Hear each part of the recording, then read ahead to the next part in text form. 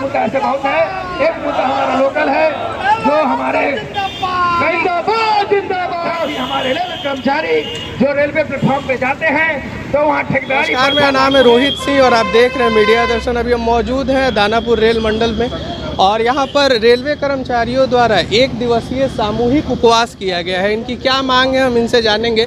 तो आखिर ये सामूहिक उपवास क्यों किया गया आप लोगों के द्वारा? देखिए, हम लोग का सामूहिक उपवास इसलिए है, भारत सरकार की जो अभी मॉडर्नाइजेशन का नाम पे वो रेल का निगमीकरण कर रहे हैं, भारतीय सरकारी संस्थाओं को बेचने का काम कर रही है, उसके खिलाफ में हम लोगों का अब ये सांकेतिक एक दिवसीय भूख हड़ताल है। अगर इसके बाद नहीं मानते हैं, हमारी बहुत सारी मांगे हैं सरकार से, प्रशासन से है। क्या क्या मांगे हैं आपकी? पहला मांग है जो एनपीएस को रद्द किया जाए। नई 2004 के बाद जो भी वैकेंसी हुई है उसमें इन्होंने एक सिस्टम लाए एनपीएस, उसमें उसके बाद जो 2004 के बाद जिनकी बहाली हुई है उसको क्या पेंशन मिलेगा। पुराने पेंशन में किसी को रिटायरमेंट होने का अगर किसी का 40,000 बेसिक है तो उसका कम से कम 15 से 20,000 मासिक पेंशन बनेगा। लेकिन 2004 के बाद में जो है जो ज्वाइन किए हैं उनको 1 से 2,000 रुपया मिलेगा और ये सारा पैसा हमारा हर महीने करीब 15 से 20,000 रुपया एनपीएस के खाते में जा रहा है, जिसको पुराने पेंशन में पीएफ फंड में जाता था, इसमें एनपीएस के खाते में जा रहा है। वो पैसा सरकार शेयर मार्केट में लगा रही है सरकार, और उसके ऊपर सरकार का कोई कंट्रोल नहीं है। एक निजी स्वायत्त सेवी संस्था है एनएसडीएल, वो उसके ऊपर अपना कब्जा जमा करके बैठी है और अपने मनमाने तरीके से कर्मचारी का पैसा मार्केट में लगा रही है। कर्मचारी जब रिटायरमेंट होता है तो उसको 1,500 से 2,000 रुपया पेंशन मिलता है। आप समझ सकते हैं रिटायरमेंट के बाद कोई भी कर्मचारी जिसकी उम्र 60 साल हो जाएगी, अगर 1,500 से 2,000 रुपया वो अपने घर में ले करके जाएगा तो उसके परिवार वाले क्या उसको इज्जत देंगे? 1,500 से 2,000 में क्या आपका महीना का राशन मिल पाएगा? एक सप्ताह का सब्जी क्या आप खरीद पाएंगे? तो वो मेरा पहला विरोध है। दूसरा, अभी सरकार रेल इतनी बड़ी संस्था है, बीएसएनएल को इन्होंने बर्बाद कर दिया है, एयर इंडिया को बर्बाद कर दिया, अभी सेल, गेल, भेल, हिंडाल्को, नाल्को, इवन के आपका डिफेंस का कुछ सेक्टर ये बेचने के मूड में है। ऑर्डिनेंस फैक्ट्री को इन्होंने निजी हाथों में दिया है। उसी के विरोध में हम लोग रेल को बचाने के लिए, सरकार की गलत नीति को तोड़ने के लिए आज एक दिवसीय भूख हड़ताल पे है। अगर सरकार नहीं जागती है, प्रशासन नहीं जागती है तो अगले महीने हम लोगों का फिर 48 घंटे का भूख हड़ताल होगा। अगर हमारे बड़े पदाधिकारी जो हमारे सेंट्रल के लीडर है, अगर उनका दिशा निर्देश होता है तो फिर हम लोग चक्का रोकने के लिए, रेल को रोकने का काम करेंगे, हड़ताल पे जाएंगे। इसके लिए जिस स्तर पे होगा हमारी लड़ाई जारी रहेगी। सरकार को जो गलत नीति है उसके विरोध में हम लोग तटस्थ हैं। सरकार का अपना कुछ भी होता है, हमारे 1.5 साल तक कोरोना के नाम पे आपदा में इन्होंने अवसर तलाशा, 1.5 साल तक हमारा डीए रोक करके रखा है। जबकि आप देख रहे हैं आज महंगाई किस चरम पे है। महंगाई भत्ता इसलिए दिया जाता है कर्मचारी को, जो महंगाई अगर बहुत ज़्यादा है तो कर्मचारी को महंगाई भत्ता दिया जाता है जो मार्केट के जो महंगाई है उसको ये कम कर सके, इनके ऊपर कम बोझ पड़े। लेकिन महंगाई चरम सीमा पे हमारा 1.5 साल का अभी ये जो आप लोगों का आज हड़ताल है वो सिर्फ दानापुर मंडल में हो रहा है या फिर नहीं? ये पूरे संपूर्ण भारतीय रेल में। मैं आपको जानकारी दे दूं, हमारे यहाँ 7 लॉबी है। तो मुख्य प्रोग्राम स्थल है, कार्यक्रम स्थल दानापुर मंडल कार्यालय। ईसीआर में 5 डिवीज़न है, सोनपुर, समस्तीपुर, दानापुर, डीडीयू, दीनदयाल उपाध्याय नगर और धनबाद। सभी मंडल पे उसी तरह से संपूर्ण जोन में 69 मंडल है। अभी भारतीय रेल में 69 मंडल में यह प्रोग्राम चल रहा है। जहाँ जो लोग हैं, जिस स्थिति में आप मेरे पास आए, सारे लोग भूखे हैं। अगर जांच कराई जाए तो एक भी आदमी यहाँ पे बिना किसी अन्न दाना पानी का मिलेगा। फास्टिंग जिसको निर्जल बोलते हैं। उसी तरह से हमारे सारे रनिंग स्टाफ जो अभी ट्रेन लेकर के, अगर अभी कोई ट्रेन अगर सेक्शन में पास कर रही होगी तो उसके loco pilot, assistant loco pilot, जो फुल सेट क्रू है, वो बिना अन्न पानी के, बिना दाना का, बिना किसी प्रकार का भोजन किए हुए, नाश्ता किए हुए गाड़ी कार्य कर रहा है।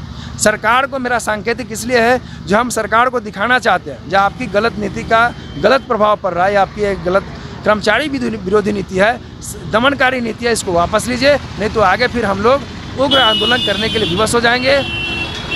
और यहाँ पर एक मांग लिखा हुआ है रात्रि ड्यूटी भत्ता, ये क्या है? जैसे अब इसमें आपको एक चीज़ मज़े की बात बताता हूँ। अब एक साथ आप काम करते हैं, आपके 2 मीडिया बंधु हैं, तो हो सकता है एक का सैलरी कुछ ज़्यादा होगा, कम होगा, लेकिन दोनों आदमी अगर एक ही काम को करते हैं, एक ही जगह करते हैं, तो उनका मानदेय वेतन भत्ता एक होना चाहिए।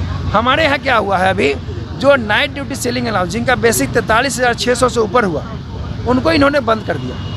इनके पास कोई गाइडलाइन नहीं है कि किस आधार पे मैंने बंद किया है। और 43,600 से नीचे जो रात्रि में ड्यूटी करते हैं उनको देंगे, और जो आगे वाले लोग हैं जो रात्रि में ड्यूटी करते हैं उनको नहीं देते हैं, जिससे हर कर्मचारी के ऊपर मंथली कम से कम 5 से 10 हज़ार का नुकसान हो रहा है। ड्यूटी वो कर रहे हैं, और रात्रि ड्यूटी भत्ता इसलिए दिया जाता था जो रात में आप अगर एकाग्र होकर के जगते हैं, क्योंकि रनिंग स्टाफ का जॉब सेफ्टी से भरा हुआ है। जब पूरी ट्रेन के यात्री पैसेंजर सोए रहते हैं, पूरा मुल्क पूरा देश सोया रहता है, पूरा स्टेशन सोया रहता है, तो अब ट्रेन के लोको पायलट ट्रेन चलाते हैं और पैसेंजर उसमें आराम से सोते हैं, ड्राइवर जगता है तो लोको पायलट जगते हैं, तो उनको यही नाइट ड्यूटी करने के लिए सेव फ्रूट्स दूध पौष्टिक आहार लेने के लिए नाइट ड्यूटी भत्ता दिया जाता था, जिसको इन्होंने बंद कर दिया बिना किसी पूर्वादेश के। और एक स्टैंड का भी मांग यहाँ दिख रहा है कि निःशुल्क साइकिल मोटरसाइकिल स्टैंड की व्यवस्था की जाए। इसलिए अभी आपके अब बिहार से हैं, आपको पता होगा लॉ एंड ऑर्डर का क्या स्थिति है।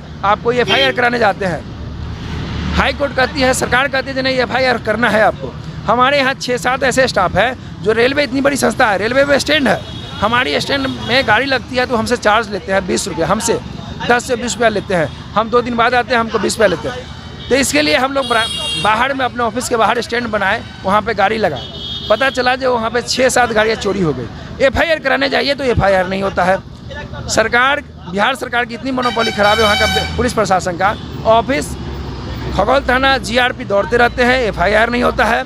तो इसलिए हम लोगों ने डिमांड किया जो एक ऐसा कैंपस बनाया जाए कर्मचारी के लिए, जैसे यहाँ DR बिल्डिंग में है, जो कर्मचारी अपना गाड़ी वहाँ स्टैंड में लगाएगा, वहाँ से निकालेगा, हम वहाँ प्राइवेट सिक्योरिटी अपना देंगे या अपना कोई साथी को वहाँ पे मुस्तैद करेंगे, CCTV कैमरा अपना लगाएंगे। अपनी जान माल अपनी संपत्ति को बचाने के लिए हमने स्टैंड की मांग की। यहाँ आप लोगों ने लिखा हुआ है 1 दिवसीय सामूहिक उपवास। अगर आपकी मांगों को लेकर सरकार गंभीरता नहीं दिखाती है तो आगे आपका स्टेप क्या होगा?